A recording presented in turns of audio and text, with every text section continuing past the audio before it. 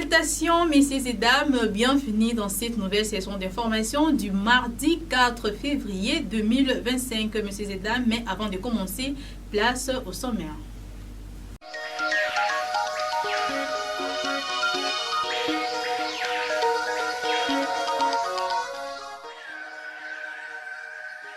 La célébration de la fête de Saint-Oscar, patron de l'Institut Foubou, a été célébrée avec faste dans ces coins du diocèse.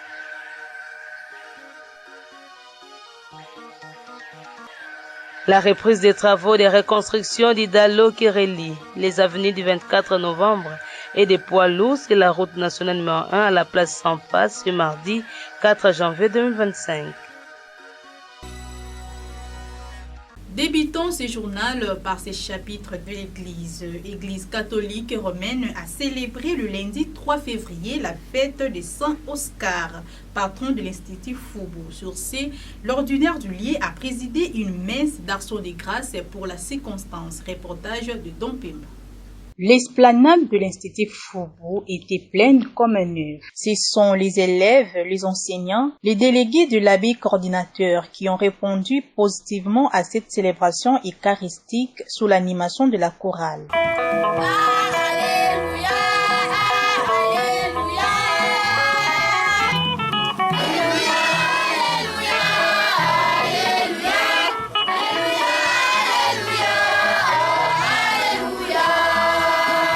À l'occasion de la célébration de la fête de Saint-Oscar, patron de l'Institut Foubou, l'ordinaire du lieu a axé son homélie sur les saintes écritures du jour. Respecter les commandements du Seigneur, prier, comment le faire? Justement, c'est cela la mission de l'école chrétienne. Vous éduquez aussi à la foi chrétienne, et vous éduquez à la vie chrétienne. C'est sur ces deux points que je voudrais insister à partir de la parole de Dieu. Vous êtes posé une question. Comment nous pouvons, comme jeunes, croire en Dieu, aller à l'église? Comment jeunes, nous pouvons vivre de façon correcte, selon l'Évangile, respecter les commandements de Dieu? Comment est-ce possible? L'école est là, vous êtes là pour vous aider, vous éduquer à ça. D'abord, vous éduquer à la foi chrétienne, vous éduquer à la vie chrétienne, selon l'Évangile, en respectant les commandements de Dieu. Vous éduquez à la foi chrétienne. Vous avez entendu dans la première lecture la puissance de la foi, l'importance de la foi. L'auteur de cet épître commence à évoquer des modèles de foi, de héros de la foi. Les jours qui avaient précédé, on nous a parlé du père de la foi, Abraham. Son épouse, Sarah, ainsi de suite. Je commence d'abord par ça. Le père de la foi, Abraham. Abraham a cru en Dieu. Dieu lui a dit, quitte ici, tu vas là-bas, tu obéis, tu auras ceci. Tu auras une multitude, n'est-ce pas, de fils, de filles, de nations. Abraham, qu'est-ce qu'il a fait? Il a obéi parce qu'il a cru à la promesse de Dieu. À la promesse de Dieu. Puis la messe a poursuivi son rythme normal. Puis avant la fin de la messe, on a enregistré quelques mots de remerciement. Nous nous faisons le devoir de vous exprimer nos remerciements sincères d'avoir répondu à notre invitation, de prier encore avec nous, en dépit de vos multiples occupations. Cette aubaine annuelle rappelle l'attachement à l'idéalisme de Saint Oscar, saint patron et intercesseur de l'Institut Foubou. Nul n'ignore que la charge sur nos épaules est lourde. Le premier défi et les combats interminables aux antivaleurs qui rongent la jeunesse à venir de l'Église et de la nation. Les seconds est l'insuffisance de salles de classe. Nous avons marqué les premiers pas et nous devons continuer et solliciter un appui de bienfaiteurs et partenaires éducatifs. Nous sommes convaincus que la conscience professionnelle, éclairée par la parole de Dieu, fait flotter notre école. Le Christ, notre Maître, nous sauve toujours de la noyade. Son Excellence, Monseigneur l'évêque, distingués invités, Mesdames et Messieurs, l'Institut Foubou a vu le jour en 2002. L'occasion fait les larrons. Un regard lointain mérite d'être projeté pour qu'en 2027, l'école se souvienne de ses 25 ans d'existence. Si Dieu nous prête vie, vous serez les bienvenus au jubilé d'argent. Au bout de ces petits mots, veuillez trouver notre sentiment de profonde gratitude et la saveur d'une bonne fête à la couleur Saint-Oscar. Vive le diocèse de Boma, vive les écoles conventionnées catholiques, vive l'Institut Foubou. Je vous remercie. C'est dans une ambiance bon enfant que cette activité religieuse s'est clôturée dans ces coins du diocèse. Dans les soucis de résoudre l'épineuse question de mobilité de personnes de l'IST Boma, le membre du comité de gestion de cet alma mater vient de doter un bus académique avec une capacité maximale de 20 places. Reportage.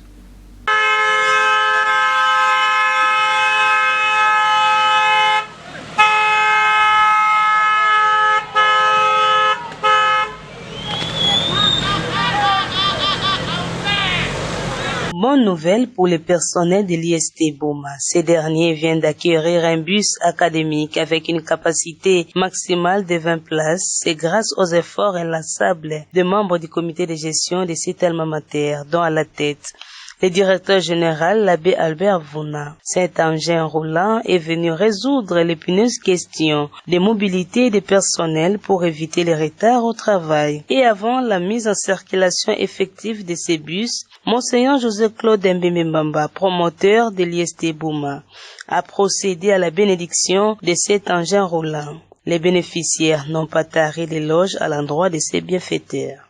Les impressions sont positives. C'est un des soucis du comité de gestion, de l'équipe scientifique et Pato, de voir aujourd'hui, pour une première fois de l'existence de l'IST, d'obtenir un moyen de transport. Et ce moyen qui vient encore renforcer les liens et la confiance du comité de gestion par cette acquisition de moyens de transport importants. Parce que l'IST, dans son histoire, c'est une institution qui a déjà plus de 40 ans. Donc s'il faut un bilan, nous sommes encore un peu en retard. Mais au moins le comité de gestion, avec les efforts qui ont été fournis, donne un travail vraiment de titan. Donc nous jetons des fleurs au comité de gestion. Et pour nous, c'est une joie et c'est une grâce aussi que le Seigneur nous donne pour que cette cohésion continue. Et tout commence par là. C'est un chiffre 1 qui commence et je sais qu'à la longue, les choses pourront encore plus donner de l'avant. Restons toujours dans ce même dossier pour suivre l'abbé Albert Vouna, le directeur général de cet alma mater, a répondu aux questions de la presse diocésaine. Il faut dire que c'est une nécessité, un moyen de déplacement, c'est très important, surtout dans une institution comme celle-ci. Et là, moi aussi, je dois féliciter tout le monde parce qu'on n'est pas seul à travailler ici. Ce n'est pas seulement le comité de gestion qui travaille, mais c'est tout le monde, même les étudiants et tous les travailleurs. Ça nous aidera beaucoup dans ce que nous aurons à faire, les démarches ici sur place et toutes les autres nécessités qui se présenteront. Et donc, nous félicitons tout le monde. Voilà. Nous espérons que dans le futur, on aura d'autres moyens beaucoup plus importants, étant donné tous les besoins qui se présentent devant nous. Une acquisition de l'IST. C'est pourquoi j'ai dit que les félicitations doivent s'élargir pour arriver jusqu'aux étudiants. Donc c'est l'IST qui a acquis pour les besoins de la maison de l'institution. Ah, ça, c'est un bien de l'IST et nous voulons que ça dure. Et donc, à commencer par les chauffeurs et tous les autres qui l'utiliseront, il faudra qu'on l'utilise à bon escient pour que ça serve longtemps et pour le bien de tout le monde. Sous les hauts patronages de Madame le ministre de l'Enseignement supérieur et universitaire, le comité de gestion de l'ISTA Lukula Aboma a organisé le lundi 3 février 2025 une journée de sensibilisation citoyenne sur l'unité, l'intégrité et la paix dans l'Est du pays. Plus de détails dans cet élément des reportages. Les participants à cette journée de sensibilisation citoyenne sur l'unité, l'intégrité et la paix à l'est du pays sont les étudiants de l'ISTA Lukula Aboma, les assistants ainsi que les personnels de cet alma mater. D'entrée de jeu, le professeur Dr Richard Lumbika a axé son intervention sur la RDC qui est convoitée par ses ressources en 1885 lors de la conférence de Berlin. La liberté de commerce se faisait à n'importe qui, à n'importe quelle compagnie. Il est également revenu sur la théorie de la patrimonialité, c'est-à-dire le chef ne veut pas qu'il soit critiqué, qu'il soit conseillé. Il y a à ce moment-là l'augmentation de la corruption. Prendre les biens communs à les transformer en biens privés. Le professeur, docteur ingénieur Flori Lidinga, quant à lui, a parlé de la crise des connaissances des jeunes. Ils doivent penser pour bien gérer le pays et de bien soutenir l'unité nationale pour que la dite unité nationale puisse réussir. Il a aussi parlé de bien souder, il faut qu'il y ait la fiabilité. Le chef des travaux Reidi Keke a parlé de l'apport de l'ISTA à l'industrie de l'armement. En mécanique, on peut faire des bombes. En électronique, on peut fabriquer des drones qui permettra à détecter là où se trouvent les ennemis. C'est dans un climat de paix que cet exercice intellectuel s'est déroulé à l'ISTA Lukula Aboma. Et à la fin de cette journée de sensibilisation citoyenne sur l'unité, l'intégrité et la paix à l'est du pays, nos reporters ont tendu le micro au professeur Dr Richard Lumbika et à l'abbé Floribert Mavungu, respectivement conférenciers et participants. Je dois dire que j'ai été agréablement surpris au moment où le DG, mon jeune frère, le professeur docteur Richard Lumbika, m'a posé la question, enfin m'a fait une invitation, il part, et puis je lui dis, ce n'est pas possible compte tenu de mon agenda. Finalement, au finish, je dis donc ok, je m'y présenterai. Et pour preuve, je suis arrivé quelques minutes avant l'heure fixée pour le début de la conférence. Mon impression, elle est suffisamment bonne, c'est sans flatterie. Ceux qui me connaissent savent que moi, je ne mets pas ma langue dans la poche. Quand c'est négatif, c'est négatif. Quand c'est positif, c'est positif. Je tenais à être là parce que le DG Lumbika, c'est quelqu'un qui se montre assez proche de moi et de responsables des institutions. Et je ne pouvais pas, donc ça je dois dire, peut-être que c'est un préjugé, je ne pouvais pas m'imaginer que quand on commence les conférences, la salle soit silencieuse. Ça veut dire qu'il y a une certaine communion entre lui et ses étudiants et son personnel, mais en même temps que les étudiants, comme les enseignants, prennent à cœur cette invitation de son Excellence Madame la ministre de l'Issu, et que chacun de nous peut aujourd'hui se dire, après cette journée du 30 janvier de la mobilisation, de la sensibilisation, qu'aujourd'hui, une réflexion soit reconduite ou bien soit de nouveau faite à cet effet. L'invitation, elle est claire. Le pays a besoin de l'unité. Sans unité, il n'est pas possible d'aller de l'avant. J'étais très heureux des expressions du professeur qui a fait l'exposé, rectangle, carré, ainsi de suite, c'est clair. Sinon, ça devient une marguerite. Et si c'est par le bas, eh bien, tout ce que vous mettez dedans s'en va. Et c'est important que notre jeunesse, c'est vous qui devez faire l'honneur de ce pays. Nos erreurs, voyez-le, et corrigez-les par votre comportement, pas nécessairement d'abord par les dires. Parce que le jeune, nous avons été jeunes. Maintenant, on appartient à l'âge de la vieillesse. On parle beaucoup, mais on fait très peu. Et s'il faut faire, souvent la jeunesse, c'est la casse. Le jeudi, le 30, c'était la journée à l'appel de la ministre.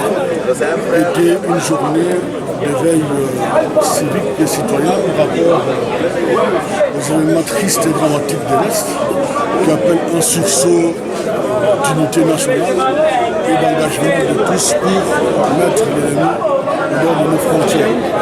Et dans un contexte plus élargi, nous avons ouvert au public, au-delà même du personnel des étudiants de l'histoire, un auditoire de réflexion sur l'engagement citoyen pour mettre fin toujours à cette guerre de l'Est, mais aussi de manière durable, de devenir un Congo uni dans son intégrité, dans la configuration qui date de Berlin, en passant par l'indépendance en 60. Et nous l'avons articulé en 4 axes. Un axe sur le fait que le Congo de Berlin séjour est une zone de libre-échange.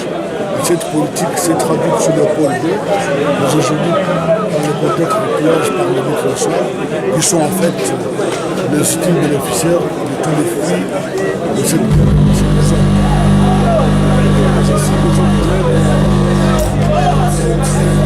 Ça a été en mesure de travailler cette philosophie, un seul peuple, un seul pays, que l'histoire pouvait travailler dans ses recherches pour contribuer à l'industrie de la défense, mais qu'aussi tous pouvaient s'engager devant Dieu et devant la nation pour la patrie, comme l'a si bien traduit le Cordon, qui par ailleurs a vanté ce principe qui date des Roms. Dulce est pro patria mori. C'est un honneur et il est doux de mourir pour la patrie. La reprise des travaux de reconstruction d'Idalo qui relie les avenues du 24 novembre et de poids lourds sur la route nationale numéro 1 à la place Sampa, c'est mardi 4 février 2025. Plus de détails dans cet élément des reportages de Merveille Ndondo. Après des mois d'interruption, c'est ce mardi 4 février 2025 que les travaux de reconstruction d'Idalo à la place Sampa ont démarré.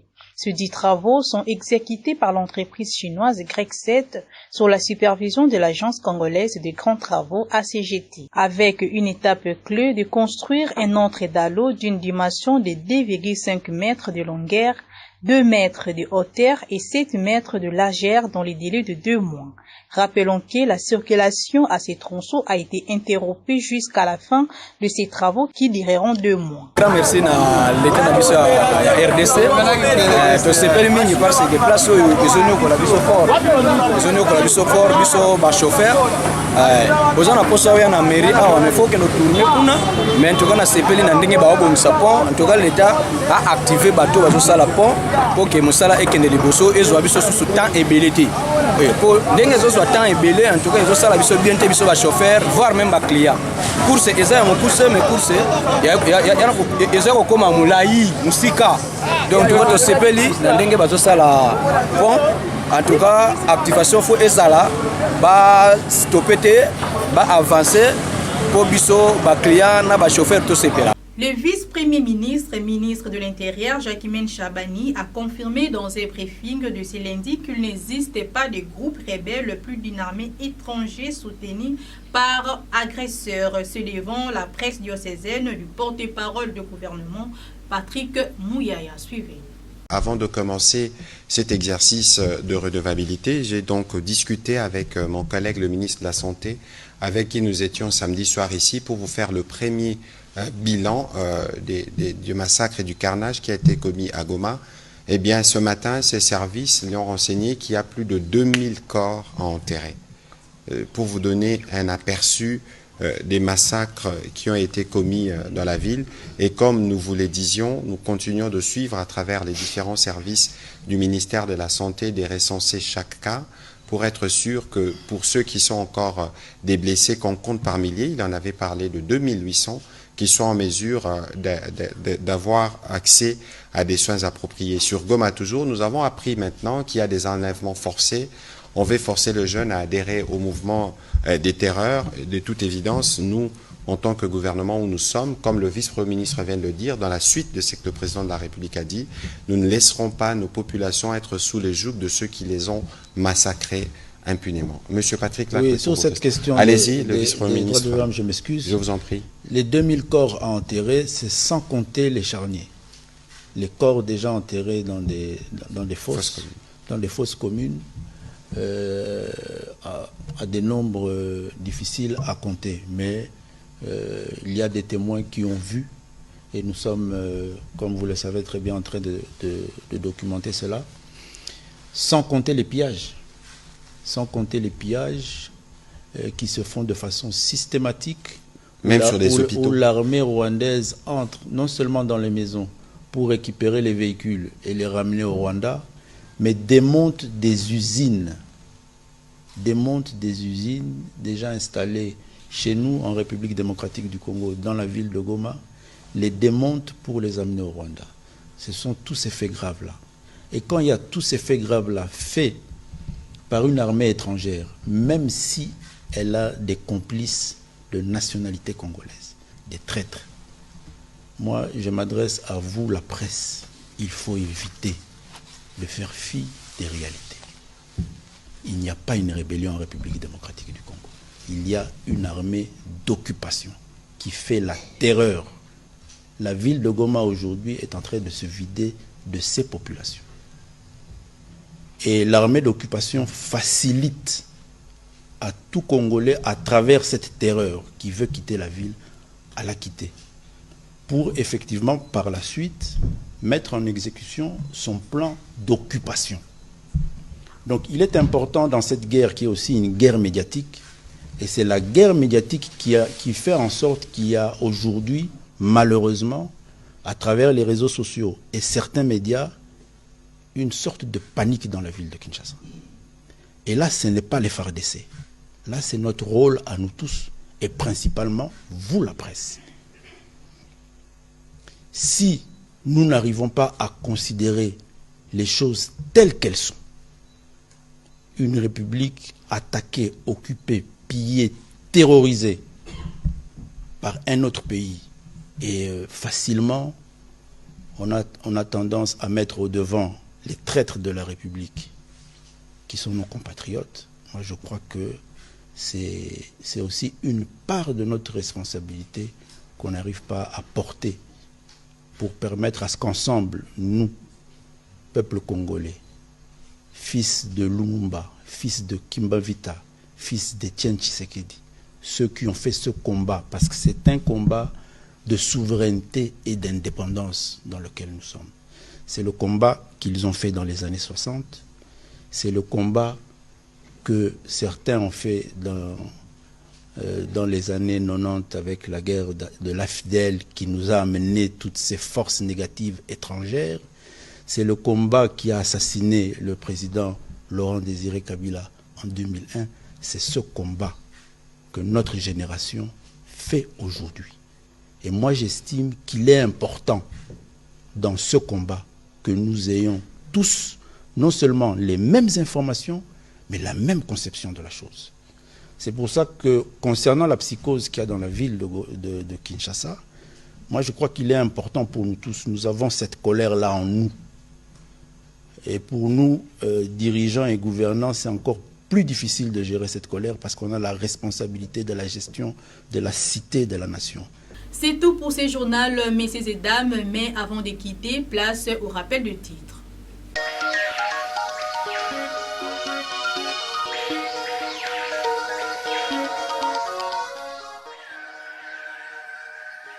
La célébration de la fête de Saint-Oscar, patron de l'Institut Foubou, a été célébrée avec faste dans ces coins du diocèse.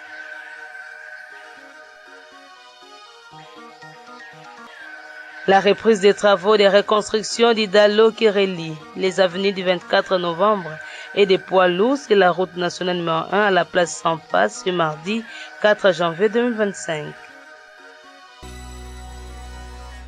Messieurs et dames, c'est ici que nous bouclons ce journal du mardi 4 février 2025, un journal de Élisée Kembe qui a connu le concours rédactionnel de Gisèle Ngoï et réalisé par Crépin Ngumba. D'ici là, portez-vous bien et bonne suite de programmes sur la radio-télé diocésaine. À la prochaine.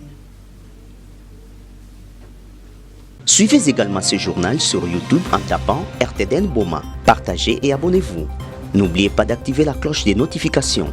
La RTDN dans vos poches, la RTDN entre vos mains, la RTDN à l'heure du numérique. RTDN, chaîne de l'excellence.